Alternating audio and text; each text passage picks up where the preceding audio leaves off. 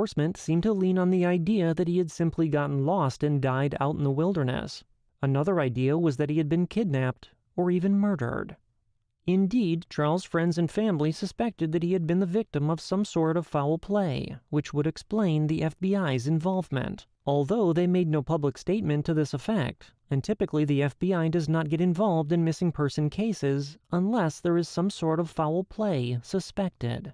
It was so odd that the FBI had become involved that a friend of Charles who was heavily involved in the search even sent a letter to the Senator William L. Scott asking about this. And he would say this, quote, "The Federal Bureau of Investigation on 2 occasions has indicated that it has no authority to enter cases of missing persons. You can imagine my surprise while in Oregon searching for clues, I picked up a newspaper and read that the FBI, as well as other federal agencies, were engaged in a search for a missing person." The senator replied, "The FBI has no authority to investigate missing persons unless there is evidence to indicate a kidnapping has taken place. After returning home and reviewing the information contained in the police reports that we possess, plus maps of the area searched and the intensity of these searches without finding any signs of equipment, we concluded that Charles was not the victim of foul weather, but rather a victim of foul play." End quote. However, authorities shied away from the idea of foul play because there was no evidence of it. Their main theories were that he had run off or suffered some sort of misadventure out there in the wilderness. In the meantime, there was no sign of the missing man, no new leads, and it was as if he had just vanished off the face of the earth. It was not until the following year, of October of 1976, that a pair of hikers found a battered, torn-up backpack down in a remote canyon located a full 12 miles from where Charles had been supposedly camped out, which they brought to a ranger's office. Within a side pocket of the backpack was found a set of keys belonging to a Volkswagen, which had been the type of car that Charles had owned. Sensing that a break in the cold case had been found, Rangers Larry Smith and Marion Jack ran a comparison with a photocopy of Charles McCullers' actual car key, and found it was a perfect match. A patrol was immediately sent out on horseback to the area where the backpack had been found near a place called Bybee Creek, and it was not long before human remains were found. And although it seemed like the final piece of the puzzling disappearance, things would only get stranger from there. There upon a log was a pair of jeans that seemed to be in remarkably good condition for how long they had been out there in the elements, but there was no shirt, coat, or boots anywhere to be seen. Within the socks that poked out from the jean legs were found to be broken off toe bones, and the jeans themselves contained nothing but some pieces of snapped-off shin bones. Adding to the weirdness was the fact that the belt on the jeans had been undone, and the buttons opened, as if he at some point had decided to take them off in the frigid cold. Besides the toe and shin bones, the rest of the body was simply gone, and one ranger described it as if the man had simply melted away. Lying a full 12 feet away from this bizarre sight was the crown of a skull and some tiny fragments of bone.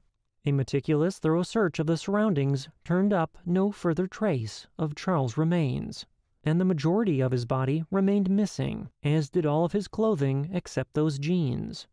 Additionally, none of Charles' other personal belongings, such as his wallet and camera, were found either. Besides the completely bizarre condition of the remains, it was baffling as to how Charles had even gotten to that location to begin with. The area was extremely rugged and remote, and at the time of the disappearance, it would have been engulfed in deep drifts of snow that even skiers and snowmobiles would have a hard time with.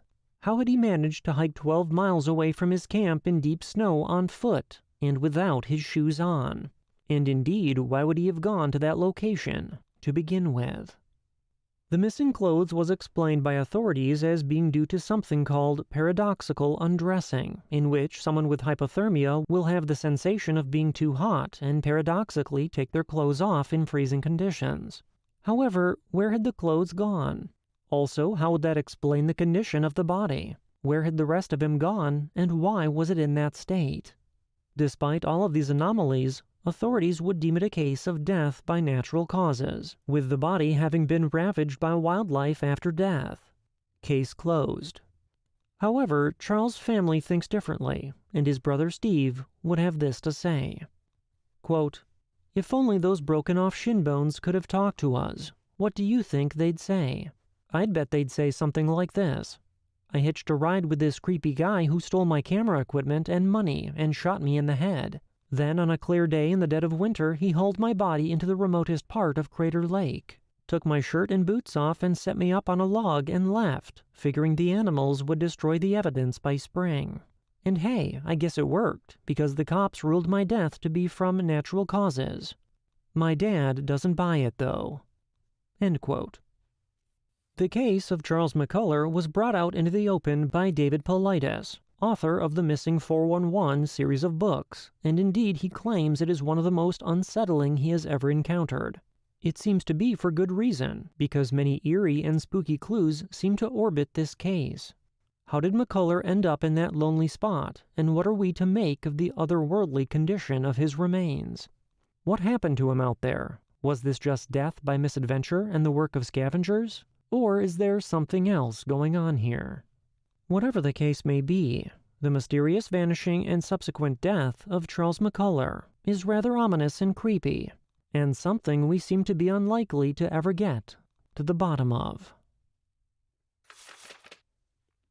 This next experience was given to me by another poster on Reddit by the name of Relatively Funkadelic, and it's called Undefined Humanoid Mimic Encounter in Big Bend National Park. The witness says this: I've been searching for some semblance of similarity in someone else's encounter for 3 years now, hoping another's experience might align even a bit with my own to validate it. Until last night, I'd found details aligning with my own encounter, but nothing I felt was concrete enough to make my story not sound absolutely insane. It still does sound insane, I know, and I have no way to further explain any of it. So all I have is what I witnessed. I found a post here from 18 days ago that sounds eerily similar to my own, the key differences being the familiarity of the voices mimicked, leading me to wonder if this thing had been watching us for a while. To get both of our voices down, it would have had to have heard us at the most recent 10 hours before we had left for work. To preface this, I typed all of this up as a DM to send someone else after reading the other guy's story, so the syntax is going to be awful. I'm sorry that all this reads like a trashy DM, but I honestly get terrified of this thing when I spend too much time talking about it, so I'd rather not type it all out again. I've been wanting to write this out since it happened in 2018 or 2019, but I legit get really uncomfortable the moment that I start. I'm sure the thing isn't actually watching or whatever, but I don't know. I just hate retelling it, honestly. I think it's important to share, though, because finding someone else's story led me to finding several others that seemed to align with whatever I saw, and it was honestly so cathartic. I figured that maybe someone else might be in the same boat and need some sort of validation that they aren't insane. So, I was living down in West Texas in this national park where the restaurant I was working at the time rested atop a 15-minute hike up a mountain trail from the housing they had us in. I closed up the restaurant after everyone left each night, so I was always an hour or two later coming down the hill than everyone else. It was usually pretty empty, really quiet, and uncommon to encounter anyone else as the only thing on top of the mountain is the closed restaurant, gift shop, store, and some of the trailheads. There isn't much reason for anyone else to be on the trail at that hour. This one night I'm coming down. There was no moon, so it was pitch black, an empty trail, and characteristically quiet.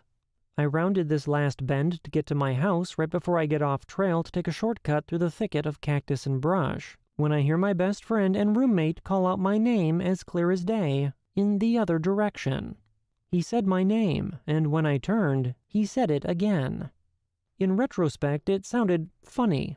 It was close, 15 yards maybe, but it sounded far off at the same time, like if someone recorded his voice from afar but played it very nearby. It just sounded off, but not enough to flip a switch immediately. And maybe I'm painting the memory of it differently than it actually sounded. So I'm facing my house maybe 50 yards away, and the voice comes from directly to my left on this foothill of the mountain that we'd hike around on sometimes. It has much more tree coverage than the trail I was on, and considerably more than the thicket separating me from the clearing surrounding my house. If you walked 5 feet in the direction the voice came from, you'd completely disappear from view of anyone on the trail or on the back porch of the house immediately. So, hearing my friend's voice calling me over, I was like, oh cool, we're night hiking, and I turned to follow it. But right before I take my first step into the tree line, I hear his actual voice down on our porch saying, "Hey, who you talking to?"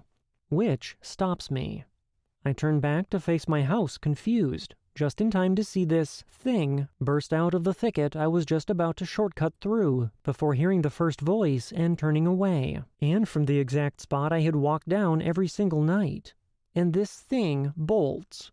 It was humanoid technically, but the thing was tall and way too skinny for a human, like at least 8 feet tall, but slim.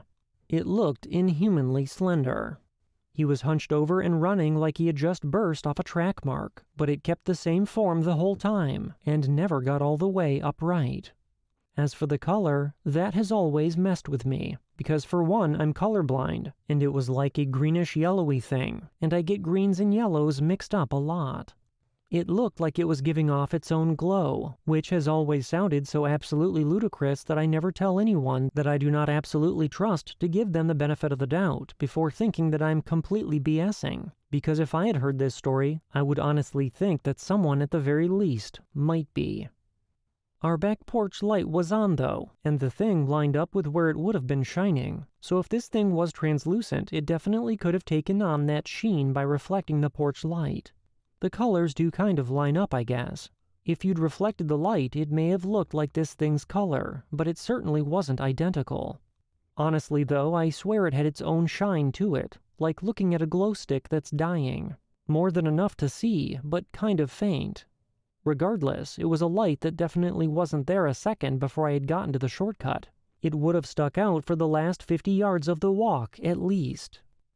It should be noted that if I had followed that thing's voice, 2 things would have happened. 1, I would have completely disappeared from view of anyone. And 2, I would have turned my back on whatever that thing was and entered into a thicket of trees, weeds, and cactus far too dense for me to turn around, run, fight back, or anything. And that trail that I would have gone towards leads directly to the edge of a cliff that drops down into a massive break in the mountain, known as the Window in Big Bend National Park, that cleanly drops all of the 6,000 feet to the wide-open desert below. That could be the purpose of that direction. To be honest, if I was going to do something nefarious, it would be the perfect place to both find someone and lead them quickly to a spot where no one else would come upon you. Legit, in the middle of the day, you could probably make someone disappear over there if you wanted to. Anyway, how this thing was running, it immediately felt like I had spooked it, like how a deer runs off at a noise, but this thing was different in that it seemed a lot more determined. It seemed intelligent, aware of its own movement, not just acting out of instinct, kind of like spooking a person if they'd been watching you from the bushes or something. Spooked, but sentient, and definitely acting like I just foiled some nefarious plan. So naturally, I also bolt, exposing my back to this thing, but taking the opposite, slightly longer way back to my porch. My buddy, God bless his soul, is still there when I make it, and he asks me, "Who are you with?" His face is confused, and he keeps looking past me, and I'm like, "You heard it too, right?"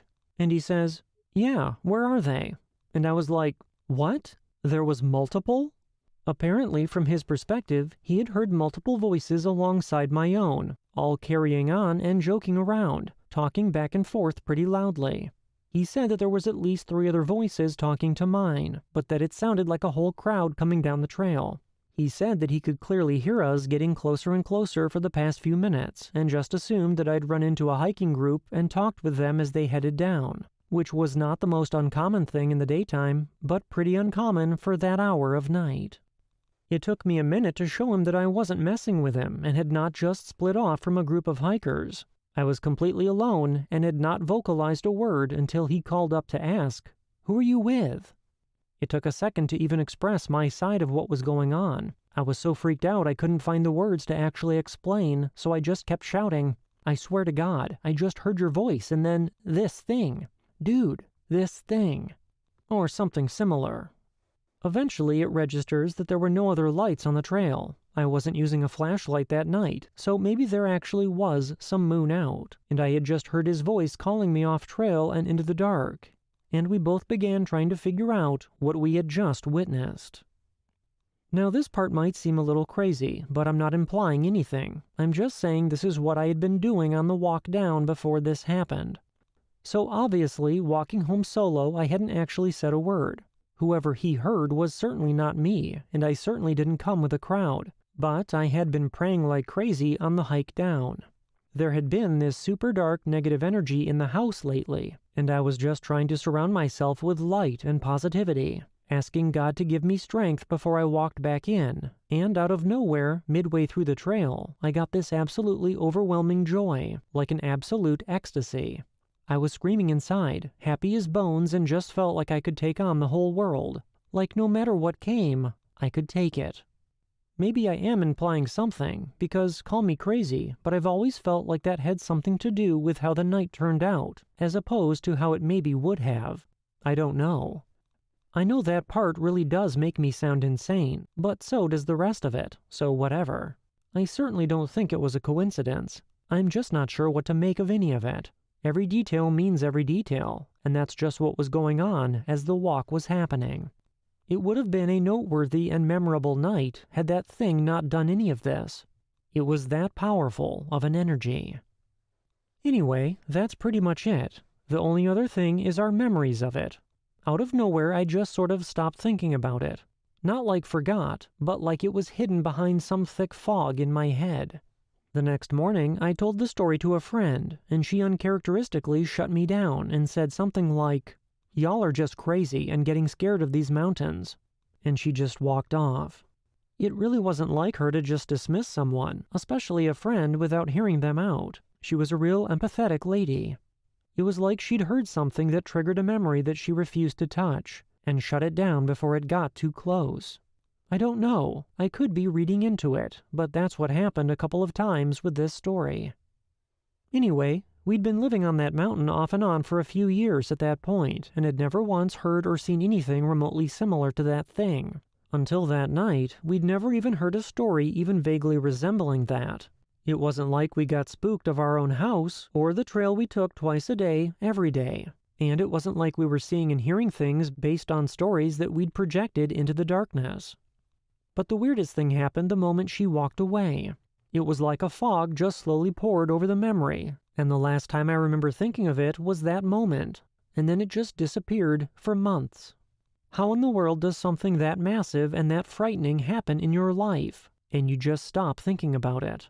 And then, one day it just popped back up. I was honestly so surprised and unsure of how I hadn't thought of it in so long. It was almost more baffling than anything we actually witnessed. I asked my friend just before I sent this if he had felt the same fog thing, and he said, absolutely. He doesn't really like talking about that night, honestly, and he's told me that, but I cannot help but bring it up as often as possible, hoping that by talking it through, we'd find some sort of explanation for any of what happened. Even as I typed this message, though, I felt like I'd asked him a million times already, and just forgotten his answer. Maybe I have. That isn't a super uncommon thing to do, I guess. Anyway, that's pretty much everything. I really felt like I needed to convey as many details as I could possibly remember, just in case someone reading this has had any sort of experience with any part of it. A mimic or a humanoid, or the memory loss, or anything. I really don't know what to make of all this. All I have are the details of that night, and my memory doing something bizarre afterward. I have never known what to make of it, but the other guy's post from a few weeks back honestly helped me after 3 years of grappling with this experience. Just seeing something that might be similar seems like I've learned as much about it as I honestly feel comfortable knowing. I just figured that maybe someone else might be in the same boat, and maybe need to see some sort of validation. Anyway, thanks for reading.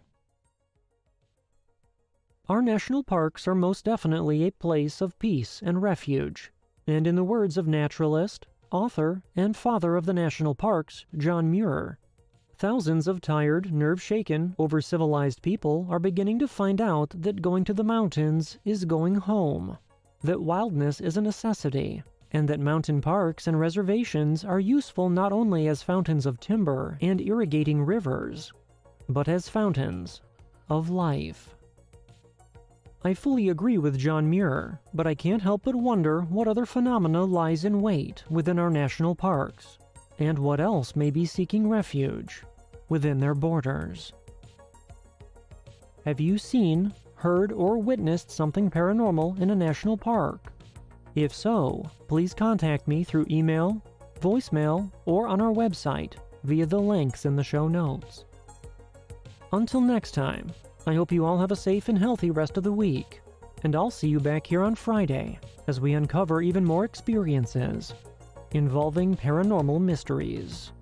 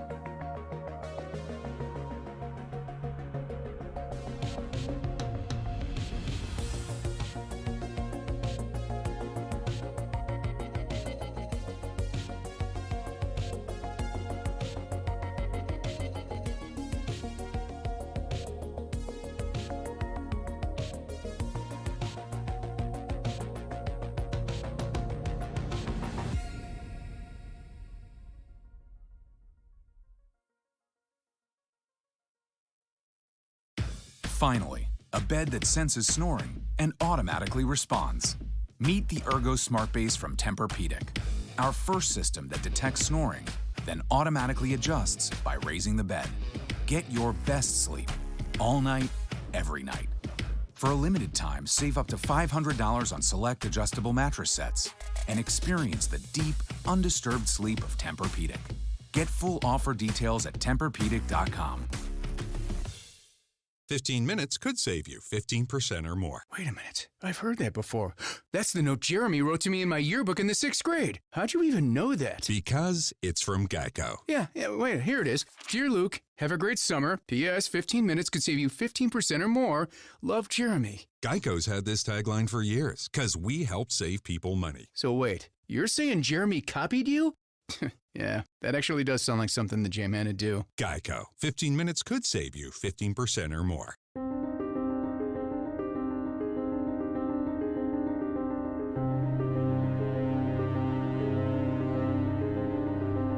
Thank you for joining me, and welcome to Paranormal Mysteries. I'm your host, Nick Ryan. On today's episode, we'll be talking about a Grim Reaper-like entity, sleep paralysis, prophetic dreams, and a Domovoy. But before we start, I'd like to thank all of you for your support and generosity. And for anyone else who would like to support the show, you can do so by sharing and reviewing the podcast, as well as visiting us at patreon.com/paranormalmysteries, or at buymeacoffee.com/paranormal. And if you have a paranormal story to tell, you can contact me by email at paranormalmysteriespodcast@gmail.com, through voice message at speakpipe.com/paranormalmysteries, or on our website at paranormalmysteriespodcast.com. And remember that all of our links can be found in the show notes. And now let's start the show with our first listener story of the night, which comes to us from Ben, and Ben's story is called Sleep Paralysis. Ben says, "Hey Nick, I live in the southwestern region of Missouri.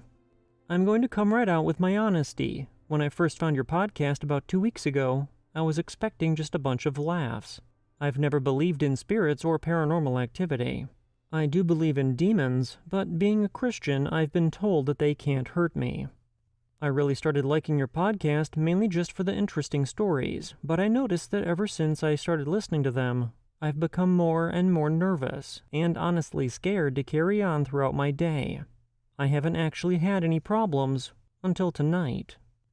It's always been hard for me to take people seriously when they talk about some creature that seems too weird to be true. But earlier today I was talking to my fiancé and I made the comment that What if something like this happened to us? I'd want people to believe me. Now, I'm a lot slower to judge people when they talk about different things. I'm still not sure about aliens living among us, but after tonight, who knows what could change my mind. What's ironic about this is that just yesterday I was listening to episode 44, which has to do with sleep paralysis. I also remember thinking that I've never had any kind of story that I could tell, but I do now.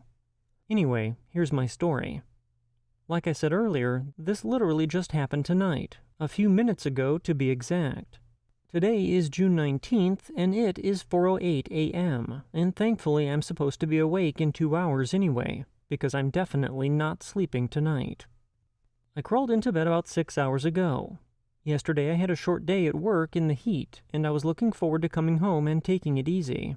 I've been out in the heat all week, plus I'm only 18, and I played baseball all week as well.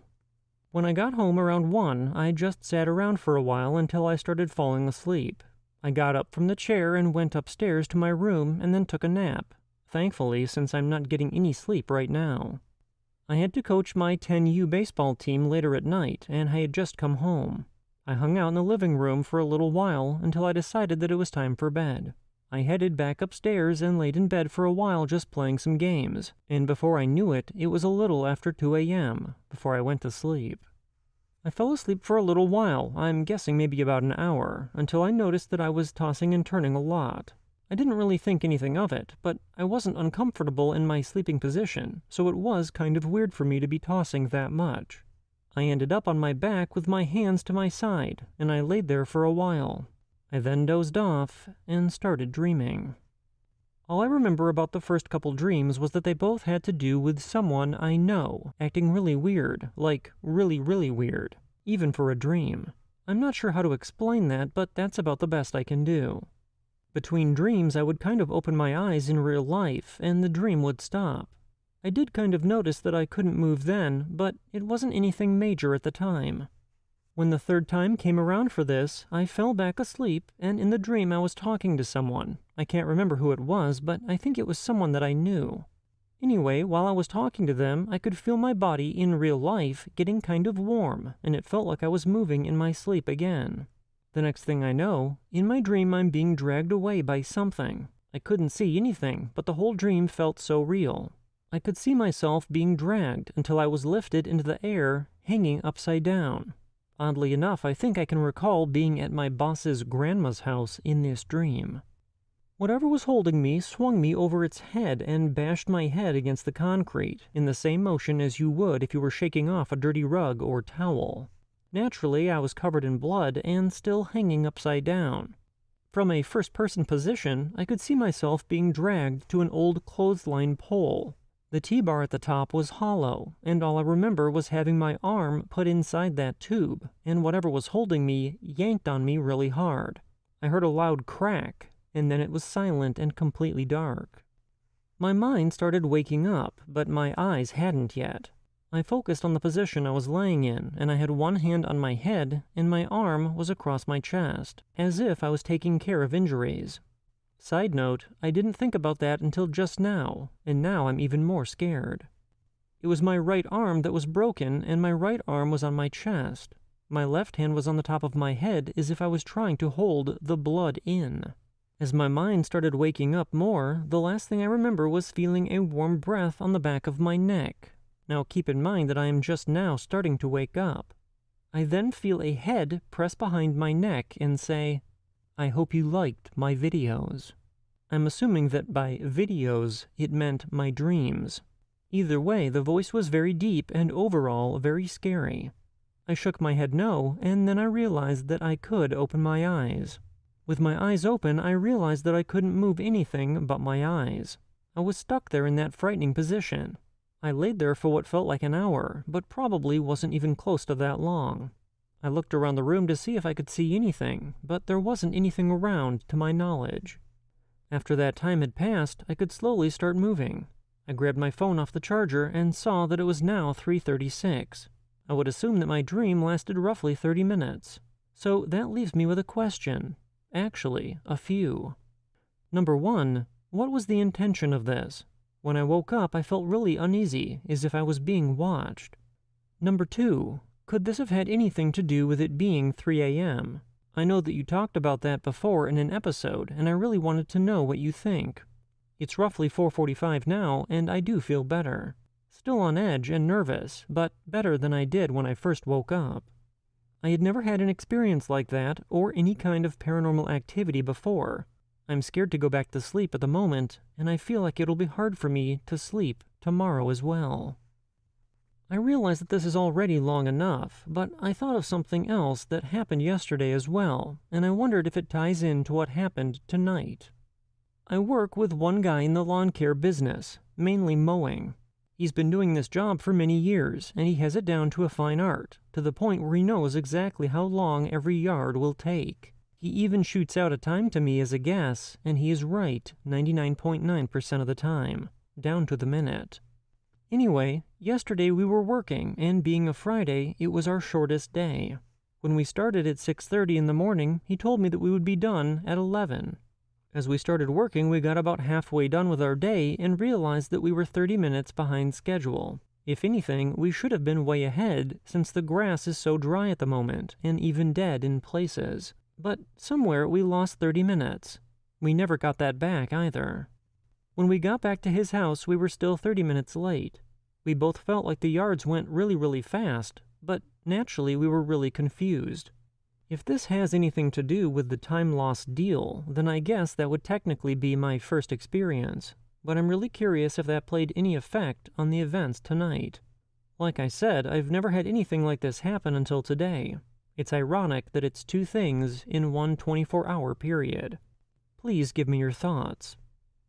Thanks for reading, and hopefully this makes it onto your podcast. I'm a small-town kid who's always thought it would be cool to be mentioned. Ben. Our next story of the evening comes to us from Marie, and Marie's story is called First Encounter. Marie says, "Hey Nick, as I keep binge listening to your podcast on Pandora and listening to others share their stories, I thought I should share an encounter that I believe to be my first with the paranormal. I may have had others before this, but I do not recall them like I recall this one. When I was younger, there was an elderly couple, we will call them Miranda and Henry, across the street from us, and I'm not entirely sure how my parents knew them, but my older brother and I always viewed them as grandparents. They never had any children of their own, so it felt like they happily took us as their grandchildren and spoiled us like so. Flash forward several years, Miranda and Henry decided that they no longer cared for the Midwest winter and decided to move to the Carolinas. Because we were still so close to them, my brothers and I spent our summers there, and then our parents would come and bring us back home before the school year began. Miranda's family also viewed my brother and I like grandchildren, and we even went on family vacations with their family. Back when I was younger, it never crossed my mind as odd, but Miranda and Henry never shared a room. In the Carolinas, they each had their own room on different sides of the house, each of them normally sleeping with one of the two dogs that they owned, and this is now where my encounter happens. One night when I was about 11, I remember having a very detailed dream where I was in a very bright white room, and I remember seeing Miranda standing there, smiling and waiting for a hug.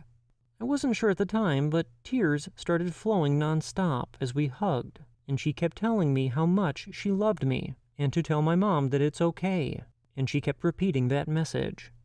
After several minutes, she lets go and grabs me by the shoulder and tells me that she needs to go, and remember to be good. I cried harder because I didn't understand at the time what she meant by having to go, and I didn't want her to go. I'm not sure if it was the crying that woke me or what, but I remember bolting up and running to my parents' room, crying as I told them about my dream. They had brushed it off as mere imagination, and after calming me down, they sent me back to my room. The next morning, my parents got the call. Miranda had passed away in her sleep that night. After eating late, Miranda and Henry went to their rooms, and after several hours, one of the dogs went running to Henry's room and kept barking. I'm not sure how things played out afterwards, as any adult talk they had, they wouldn't share with me. I've never had another dream like that, but as for paranormal experiences, that wouldn't be my last. Thank you for reading this, and take care. Sincerely, Marie. Our next story of the night comes to us from Costa, and Costa's story is called Paranormal House Spirit. Costa says, "Hi Nick, I only started listening to your podcast last week, but I've been hooked and I can't stop listening. You're doing amazing work, and like many others, I'm comfortable enough to share this story and actually being heard. I come from a Russian background and was partially raised there. Russian people tend to be very superstitious, spiritual, and religious. Before Russia accepted Orthodox Christianity, the people were mostly monotheistic. There are many different spirits which are connected to many different things. The one I want to tell you about is the house spirit, which is called the Domovoy, spirit of the home. This spirit can either be evil or good, depending on the home and the people who live in it. If your home is clean, tidy, and joyful, the spirit will be a good one and is believed to watch out for the home and repel other evil spirits and even be friends with household pets. However, if the house is dirty, messy, and the people living in it aren't respectful, the spirit will be evil." That was the background, and here is the story, which is actually my dad's. This happened when I was still very little, but my dad has been telling this story for as long as I can remember, and the details have never changed. He was once watching a documentary on TV while my mom and I weren't home. The documentary was about the Domovoy spirit and people's experiences with it. After watching the documentary, my dad laughed and said out loud, "I don't believe it. If you exist, then prove it to me." Within a week of that, our family dog got locked into the bathroom. The lock in the bathroom was a hook-and-eye latch, meaning that it can only be closed on the inside, and it can only be opened on the inside. There were no windows or other doors in that bathroom. The dog couldn't have possibly locked himself in there at all. Within the next week, the toilet in the bathroom broke. It cracked on the inside and just broke. It was a new toilet with no prior damage whatsoever. Then shortly after that, our dog suddenly passed away. He wasn't sick, he was only a few years old, and he randomly passed away of unknown causes. After these 3 occurrences, my dad was shook and said out loud that he took back what he had said, and that he believes in the existence of the spirit. Nothing happened after that.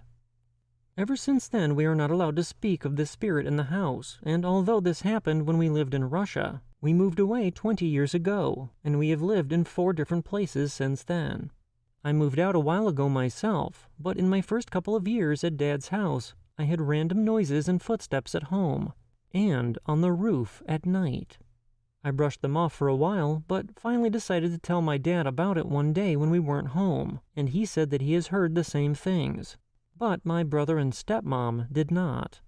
We never spoke of it again, but after this conversation, we cleaned up around the house and left a snack on the table overnight for the spirit, which is believed to make it feel better and is a sign that you want to be friends.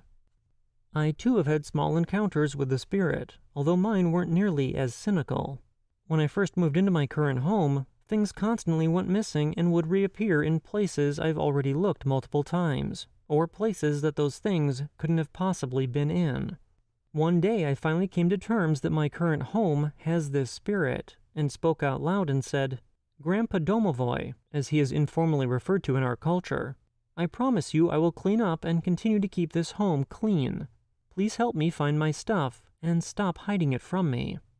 It worked. My things stopped disappearing so randomly, and I started putting in as much effort as possible to keep the home clean and tidy. People I've told this story to never took it seriously, except those from similar backgrounds, but I feel like I will truly be heard and believed by you and this wonderful community. I apologize if this is too long or too scrambled. It's just hard to put these things into words sometimes, as it still bugs me out, and I worry about upsetting the spirit. Thanks for reading. Costa. Our next story of the night comes to us from Shauna, and Shauna's story is called The Reaper and the House with Bad Energy. Shauna says, "Hey Nick, I'm a big fan of your podcast, and I'm so grateful that you've fostered this community for people to share their experiences without fear of judgment. To start off with a little bit about myself, I recently discovered that I'm what is known as an empath, so I am more sensitive to energy than the rest of the people in my family. I have quite a few stories to share with you, but for now I will start off with a couple of weird things that happened in my childhood. My family's first home was small, and since we moved out when I was only 4 years old, I do not remember much of the layout. I do, however, remember the Reaper. With how the room was set up, my parents' bed was facing a large window that had no blinds, but big curtains. My parents never fully closed the curtains since their bedroom was on the second floor, and the yard was well guarded by trees. At night when my parents were asleep, the Reaper would come and stand in the gap between the curtains, obscuring the light from the streetlights. He was tall, dark, and I swear that he had a sunken-in, almost skeletal face and red glowing eyes. Since I was so young, my family would not believe me and brushed it off as just my imagination. But I was terrified. I may have coded the memory wrong in my brain because I was so young, but I know that there was something there, always watching. I now suspect that it may have been the Hat Man. I thought that I was the only one in my family to see this Reaper-like being until a few years ago when my brother and I were talking about ghosts and stuff. As it turns out, although he was only 2 or 3 at the time, he too saw this being hiding in the curtains of my parents' bedroom during the night. We ended up moving into a new home my family had built in 2000, but I swear that the thing followed me. I was always feeling like I was being watched whenever I was in my bedroom. The feeling never went away in that house, and I would often get hit with fits of anxiety and paranoia. I feel like the energy was strong in that house because of the history of the land that it was built on. The forest behind the house where I would often play was eerie to say the least. There was a circular clearing in the forest where no trees would grow, and there was a constant feeling of being watched. There used to be an old pioneer trail that cut through the land this house was built on, and on this particular section of land, a whole family of pioneers had been murdered, and the forest was also used for satanic rituals at one point. To add one more creepy detail, my dad, who grew up in the house next door to the plot of land that my parents built on, had seen cigar-shaped UFOs in the area as a child. I have more stories that I plan on sharing later that range from missing time to an evil presence that my fiancé and I had to banish from our home. I appreciate your time, and I hope you enjoyed my stories. Thank you again for everything that you do. Best, Shauna.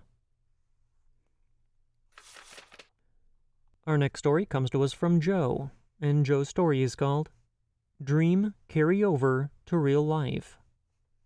Joe says, "Not sure if this qualifies as paranormal, but this occurred in 1986 before my maternal grandmother passed away. My grandfather had passed away the year before. I don't dream much, or at least I don't remember most. This dream was one of the most vivid dreams for me. In this dream, I went to use the men's room at my place of work. It had 2 areas, and as you entered, it had a row of wash basins and mirrors, and the back section had the urinals and toilets.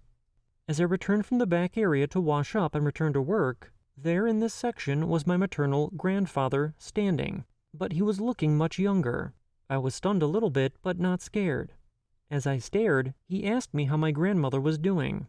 It took me a few seconds to answer him because during this time, my grandmother was staying with my parents for a while, and I had seen my grandmother just this morning before going to work. I told my grandfather that she was fine, and he then said, 'Oh, because they're waiting for her.' I woke up from my dream after he said that, and I was puzzled by what he said. They are waiting for her, not he is waiting for her. A few days later, my grandmother passed away. When I got the news, I just couldn't stop going over what my grandfather had said to me in my dream." Our next story of the night comes to us from Valentine, and Valentine's story is called The Red-Haired Lady. Valentine says, "Hello, Nick.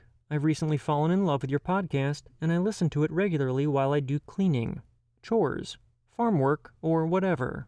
It's a treat to listen to. My experience isn't long or detailed, and my memory of it has blurred over the years, but I figured it would be worth something to tell it. I couldn't have been more than 4 when it happened. I was running to my mother's room simply because I wanted to run. I did that a lot, and I often hit my head on the counter that started at the very corner of the L-shaped kitchen because of it. Suddenly, I was in a blank white space. The feeling of my body and the kitchen were completely gone. There was a red-haired lady in front of me. Her pale but lively face was kind, and she wore a white dress with a somewhat deep V-neck and almost belled sleeves. I didn't feel scared, but I didn't recognize her either. She looked like an adult, but then again, most people look like adults when you're so little. It lasted only a few seconds, and I remember just running along to my mom's room and plopping down beside her on the bed.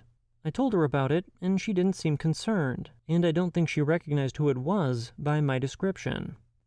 I've never seen the lady again, or had an experience like that, ever again. I have no idea who it was to this day, but I do know that my oldest sister had died a year earlier at the age of 14. I have no idea what to make of it, but maybe you or your listeners do. Thanks for all the work that you do. As we bring tonight's episode to an end, I appreciate all of you for tuning in, and a special thank you goes out to Ben, Marie, Costa, Shauna, Joe, and Valentine for sharing their experiences. And if you've witnessed something paranormal, I'd like to hear your story. You can contact me through email, voice message, or on our website, and these links can be found in the show notes. Until next time, I hope you all have a great beginning to your week, and I look forward to seeing you back here on Wednesday as we continue our journey into the unexplained, right here on Paranormal Mysteries.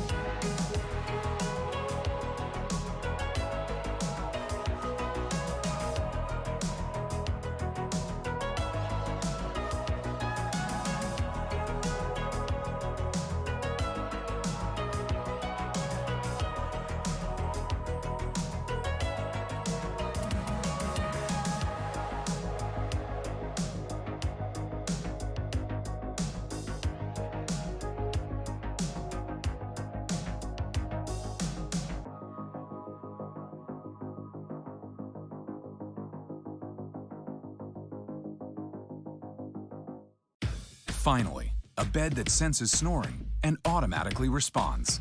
Meet the Ergo Smart Base from Tempur-Pedic, our first system that detects snoring, then automatically adjusts by raising the bed. Get your best sleep, all night, every night. For a limited time, save up to $500 on select adjustable mattress sets and experience the deep, undisturbed sleep of Tempur-Pedic. Get full offer details at TempurPedic.com.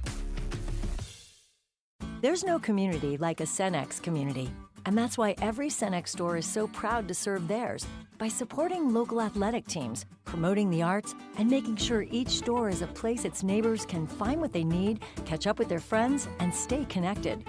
It's also why we give back, helping to make the wonderful places we call home the best they can be.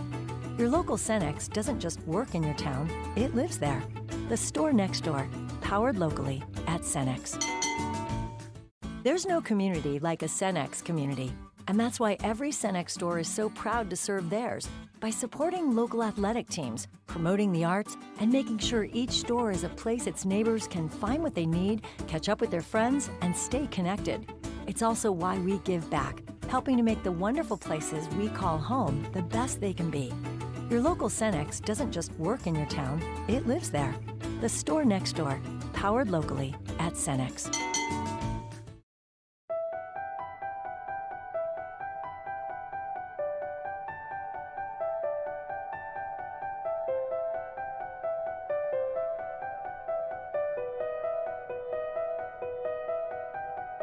Thank you for joining me, and welcome to Paranormal Mysteries. I'm your host, Nick Ryan. On today's episode, I'll be talking about a dog spirit, astral projection, a teen spirit, and a black room. But before we start, I'd like to thank everyone for their support and generosity. And for anyone else who would like to support the show, you can do so by sharing and reviewing the podcast, as well as visiting us at patreon.com/paranormalmysteries or at buymeacoffee.com/paranormal. And if you have a paranormal story to tell, you can contact me by email at paranormalmysteriespodcast@gmail.com, through voice message at speakpipe.com/paranormalmysteries, or on our website at paranormalmysteriespodcast.com. And remember that all of our links can be found in the show notes. And now, let's start the show with our first listener story of the night, which comes to us from James. And James' story is called Dog Spirit, Astral Projection. James says, "Hello, Nick. I have another experience to share with you. The story in particular will require a little bit of backstory, so please bear with me. But it's one in which I believe that you and your listeners will find quite unique. It's a paranormal experience I haven't ever seen before, and one that I keep with me because it's so odd or personal, I couldn't forget it. I lived on a farm with my family in western Wisconsin when I was about 17, a beautiful, quiet country home that was about to undergo some turmoil. Around this same time period, my grandmother was in a major car accident out in Maryland. She was diabetic and had been disoriented due to unbalanced blood sugars and insulin, crashing into a tree. The accident had been so bad that her femur had been broken and stuck into the car door when they found her. Luckily, her neighbor was driving by when this happened. Otherwise, it could have been the end of her there and then, because her house was hidden and tucked away from most others, and she could have been alone for hours. But instead, she was able to get emergency medical attention rapidly. When my father learned of his mother's accident, he immediately flew down to Maryland to meet her in the hospital. When the doctors assured him that she was in a stable condition, he knew that he needed to get her house ready for life in a wheelchair. They had to rebuild part of her legs with titanium rods, and a long recovery process was sure to follow. In less than 2 days, he built her a wooden ramp so that her wheelchair could go into the house. Keep in mind, my dad is legally blind, so he can't drive, but somehow he made it happen for his mother. Long story short, Grandma recovered, but she was largely confined to a wheelchair. My aunt had been living with her, but because she had schizophrenia and wasn't physically able to care for her, Grandma ended up moving up to a farmhouse in Wisconsin nearby to our farm. She settled in and for a while was doing all right on her own. During all this commotion, one day my mother got a puppy, an indoor dog, a Pomeranian named Willie, a cute, fluffy, and eventually barky little stuffed alarm system for the house. My parents have never been the type to keep indoor pets, especially dogs or cats, because my dad was allergic to them. But Willie was an extraordinary exception. The only type of dog my mom liked, and one that my dad tolerated, given the family circumstance. But one day, since we lived on the farm, it was easy to keep a dog outside like the other animals on the farm. So when I was about 17 years old, a friend and I went out and purchased puppies from the same litter. I surprised my family with another puppy that I promised to keep outside. It was a cute little lab and golden retriever mix with black fur, which I named Zeus. As you could imagine, caring for Grandma's needs was a happy obligation, but sometimes a family stressor. The 2 puppies helped. My grandmother would come over often, or us to visit her or to help her around her home. Oftentimes, she would hold Willie. They had a special connection, my grandmother and Willie. He would sit in her lap for hours, and she would pet him. As the puppies grew and played, Willie, being a little older, for a short period of time was larger than Zeus. Keep in mind that Willie was a Pomeranian, so his alpha heyday was soon coming to an end. One day, Zeus must have realized that he was indeed bigger than Willie, and didn't want to put up with Willie's fluffy, barky bullying, so he grabbed him, shook him, and flung him. Now, this next portion is important. Willie began to develop dumb back legs and seizures. He was basically paralyzed. We don't know how for sure it happened, but we know it must have been a combination of rough play with Zeus, meningitis, or the fact that my blind dad accidentally stomped on him when Willie was sleeping in the middle of the room one night. Regardless to the true cause of Willie's condition, the veterinarian gave us some pills and little rubber balloon-like booties to put on Willie's back legs so he wouldn't drag them. His back legs were stiff, so he'd hop around on his front legs, dragging his back ones with him. At this point, it's good to realize my grandma and Willie now shared similar conditions. They both had trouble walking. We had to take special care of them because they had trouble getting around and they both were in constant pain. They must have bonded over this. My dad and I, or just myself, would tow a lawnmower up to her new home about 30 minutes away about weekly to mow her grass as Grandma slowly began to be unable to assist herself. I would take her to her medical appointments often, and every now and then I'd take her to Walmart so she could ride a scooter and feel free from her medically forced confinement. As time went on, it became more and more apparent that Grandma couldn't take care of herself. I went off to college, leaving my mother as the only driver in the family to care for Grandma and to drive my father and the rest of the kids around. It had slowly taken a toll on my mom and the rest of our family. We tried a few different things. Grandma ended up moving in with us, then a nursing home, and then an assisted living home. Being wheelchair-bound, constantly moving, in lots of pain, diabetic, and with complications and other health problems forming, Grandma wasn't doing too good. Grandma slowly gave up, and in a way, some of us felt like we did too. Knowing how it had been stressing everyone, I think she had accepted death before anyone else was ready, but she always appeared happy to me. But I know when it was time for me to leave, she wasn't happy. I loved her, and she loved me. One day I remember that she asked me to run to the store to pick something up for her. She would do this often. When I dropped it off, I remembered that she wanted me to do something more with her. I can't remember if she wanted to go out, or for me to simply stay with her, but at this point I had been extremely stressed too, and wanted to hang out with a friend. In fact, I remember I didn't want to be around her too long because I felt ashamed. I had smoked to combat stress, and didn't want her to know by smelling it on me, but my friend was also waiting for me in the car, so I tried to weasel my way out and play it off that we'd do something next time. I remember this instance. She was upset more than usual. Whenever I would visit her in the assisted living home, she would always greet me with a trembling relief, vocalizing my name, expressing joy and sad relief. What she expressed this day as I dropped by and then quickly left was the opposite. Something I won't forget because I think she knew that she didn't have much time. This would be the last time I saw her alive. The next day, she was rushed to the hospital because her bowels were failing. I must have went back to my university a few hours away because I wasn't able to see her again before she died. Fast forward a few months later, my grandmother had decided to be cremated. We had her ashes in a wooden box and the titanium rods that were inside her legs. Our whole family had planned a reunion trip to spread her ashes with Grandpa and to hold a memorial service. We had my girlfriend at the time watch the dogs, including Willie. On the morning of my grandma's burial, I had a dream in the hotel. I don't remember my dreams often, but I distinctly remember this one. In it, I felt as though I had traveled extremely fast from my girlfriend's house to my family's farm home through the sky. In the home, I realized I wasn't my own height. I was only about a foot off the ground. I felt as if I were frantically looking for Mom, calling out, "Mommy, where are you?" in my mind, when I then noticed that my hands were paws. I was scratching walls, exploring every room in the house in mere seconds. I then realized I was in the body of my Pomeranian, Willie, or rather, I was Willie's spirit. I felt scared. I, Willie, was frantically looking for Mom. Immediately I woke up. My mom had just gotten off the phone with my girlfriend. My mom was crying.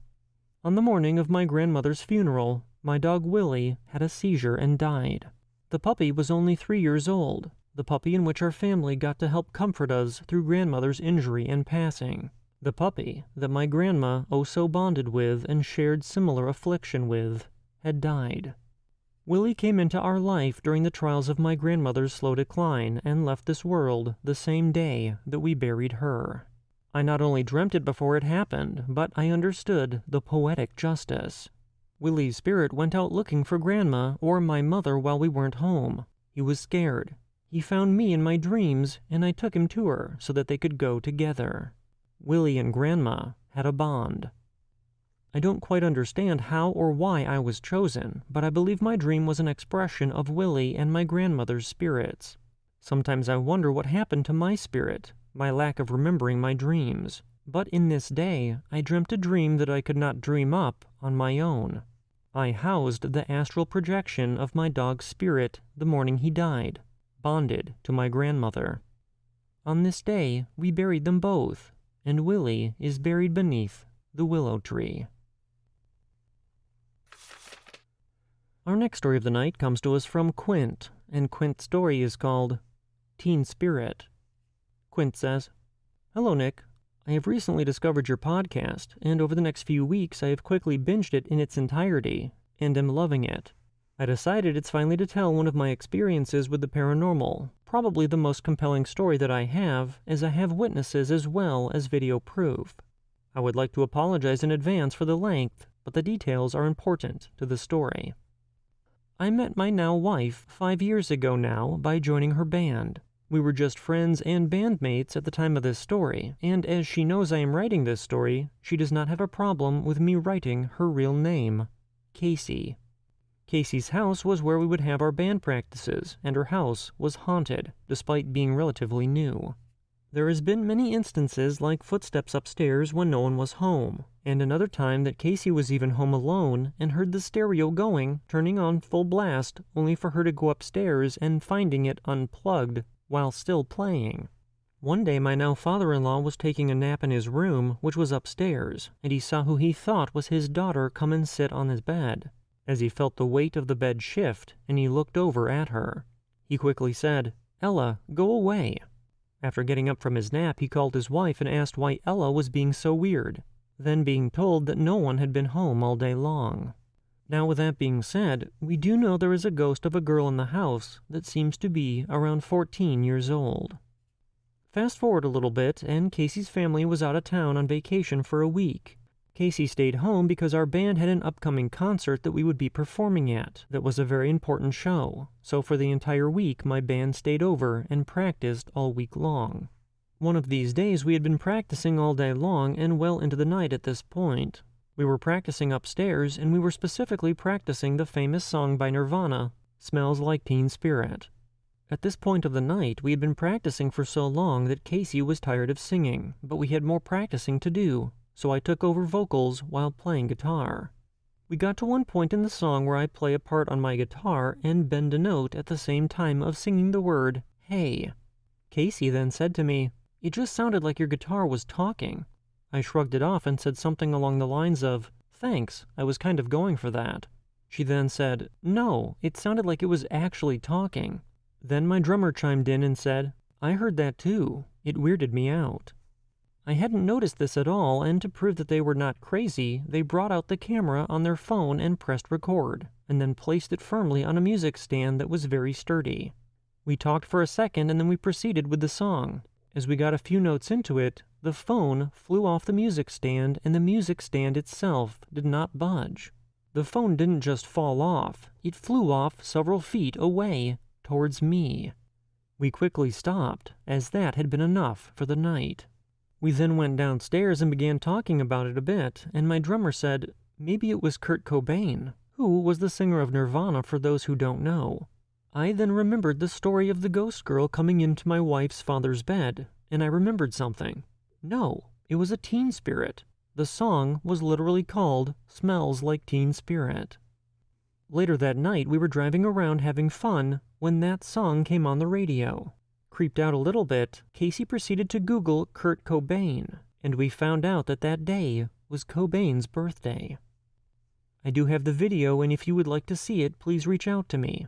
I didn't include it in the message because my singing sounds a good bit like a tortured cat. Love the podcast, and thanks for all you do. Quint. I reached out to Quint and inquired about the video that he mentioned, and once I receive the file or a link to the video, I'll be sure to post it in our forum, which you can find on our website. Our next story of the night comes to us from Amy, and Amy's story is called Mystery Men. Amy says, Hi Nick, I have a recent experience that I wanted to share with you and your listeners. I recently moved to New England and have heard of many unexplainable encounters that occur up here. One night, my partner and I were driving home down a long winding road when we saw 3 figures of what looked to be 3 semi-distorted men in long white t-shirts crossing the road. This road is located in a residential area with homes on each side, so we didn't think much of it until the moment after they crossed the road, and then they disappeared. Once we drove a couple hundred feet ahead where they had crossed, we saw absolutely no sign of these 3 figures. Another thing I wanted to mention about them was that although there was lighting from traffic, homes, and a few streetlights, these figures had a different kind of glow to them. They also moved in a synchronized way in a single-file line and in a very slow manner, like they had no rush to get out of the street. We didn't find it scary, but just unexplainable. Thank you for letting me share one of my most recent experiences since moving to New England. I can't wait to share more with you. My best, Amy. Our next story of the evening comes to us from Aiden, and Aiden's story is called The Bath. Aiden says, "Hi Nick, I've been listening to your podcast for a few weeks now. I love hearing the mysterious things people encounter, and similar experiences that have happened to me. I have a story to share today that my father, grandmother, uncle, and grandfather told me about. It was the early 80s. My father and uncle were teenagers lying on their stomachs on the floor in front of the TV. My grandparents were sitting on the sofa just behind them, and to their left was the bathroom. They were the only ones in the house. From where my father and uncle were laying, they could look right into the bathroom and get a full view of it, as it was very tiny. Before the commercial could end and regular programming could continue, the bathtub faucet began spewing water. My father looked around and everyone was staring into the bathroom, afraid to move. My grandfather got up and slowly walked towards the bathtub. Both of the hot and cold control valves are turned all the way, he said, but no one responded. My grandfather simply shrugged, turned them counterclockwise until they were both closed, and the water gushing out of the faucet was obsolete, and sat back down next to my grandmother. He told them it was probably nothing to worry about, and they all continued to watch TV. All of a sudden, the water began flooding into the bathtub for the second time, not even 10 minutes after the first incident. This time, no one wanted to even turn their heads to look into the bathroom, for fear of what might look back at them. My grandfather told everyone to stay back, and he cautiously walked into the bathroom and looked around. Nothing or no one was in there, and once again the control valves were turned all the way clockwise, so that the faucet could do its job and put water in the tub with no interference. My grandfather turned them off for the second and final time before walking out and closing the door to the bathroom. After the second incident, it never happened again, not once in 41 years. There is really no explanation to this. I posted on a social media website asking people to debunk it, but no one could. One person mentioned that it could have sprung a leak and began to pour water out, but it didn't explain how the control valves were turned all the way, as someone would have to do that manually. The house was bought by my grandparents after an old man peacefully passed away in his bedroom next to the bathroom. My family always joked about how maybe it was just him getting up and getting ready to take a bath, angry that my grandfather kept shutting the faucet off. Our next listener story comes to us from Nikki, and Nikki's story is called Black Room and Dog Spirit. Nikki says, "Hey Nick, love the show and currently binging all episodes. I have a couple of stories of a house that I grew up in. I want to start this off by saying that after years of living in a home, you know it like the back of your hand. You could walk through your house with your eyes closed and know where everything is at. This happened in 2002 when I was 14. My mom came into my room to let me know that she and my dad were leaving to run some errands, and of course not to open the door for anyone, and to take a message if the house phone rang. I had fallen asleep, and after a while I heard the house phone ringing, so I got up to open my door, but I couldn't see anything. My room was pitch black, and I couldn't find the handle to open my door. I kept feeling around for the light switch, but that was gone too. My closet door was right next to my bedroom door, so I ran my hand up and down the door and could not find the handle. I could feel the door handle to my closet, but not to my door. I held the closet handle with one hand and ran the other hand horizontal, and there was no handle. I started to panic. I could feel the four corners of the door frame, and I knew where everything was at in my room, but no handle. My room was pitch black, as if someone had their hands over my eyes. I felt around and made my way back to my bed to regroup, and as I sat there, I knew this couldn't be happening. I knew it hadn't been that long since my parents left, and it was still daylight. It just didn't make sense to me why it was pitch black, and I couldn't find the door handle. Then all of a sudden it was like a veil was lifted, and I could see light coming from under the door. I lunged for the door and could finally feel the door handle. I opened that door so fast that I'm shocked I didn't knock a hole in the wall. When I turned around, I could see the sun coming through the blinds, and my alarm clock was flashing. I ran to the living room, turned on the TV, and waited for my parents to get home. I never told them about what happened. In that same house, we had a Chihuahua named Tito. He was my dad's dog. He was a spoiled brat and had so much character. Tito would get the zoomies. We called it the willies then. He would run around the house room to room, letting all the energy out. The house had wood floors, so the sound was distinct, and you could hear him going crazy throughout the house. Tito died suddenly. I can't remember what happened, but I know that my dad was heartbroken as he was the baby of the family. After he passed, I heard him running to the house one night. That morning I asked my mom if she had heard it too, and she said yes, it was Tito. He wasn't ready to leave. It lasted maybe a month off and on, and we would hear the running at night. After some time, my dad told Tito that he would always love him, but that it was time for him to rest, and he would see him on the other side. We never heard the running after that. Tito was attached to my dad, and I don't think that he was ready to leave until my dad said goodbye. Thank you for creating this podcast and taking the time to read my story. Our next story of the night comes to us from Mouse, and Mouse's story is called A Response to Episode 91. Mouse says, "Hello. In regards to Sue in Episode 91, I have a ghost girl that loves playing with my dog. Nothing evil, she is around 5. At times you will find one of my dogs having an intense stare down with the corner of the end of our hallway. Then in the blink of an eye, she jumps, turns in the air, and runs down the hallway like she is running after someone, and will then dash back and forth in the living room as if she is playing with someone that we can't see. At night, both my dogs will sometimes whine or playfully bark at the door at that same hallway corner. One night I was recording it, and when showing my mom the next day, we heard a little girl's voice on the other side of the door say, 'Come play with me,' just before the dog started whining and pawing at the door. We know who she is, but it was the first time we had confirmation that she played with the pets. It was weird that she didn't just come in my room to play with them, but I guess she wanted to have them run up and down the hall at midnight. So yes, ghosts definitely do mess with animals, in good and bad ways."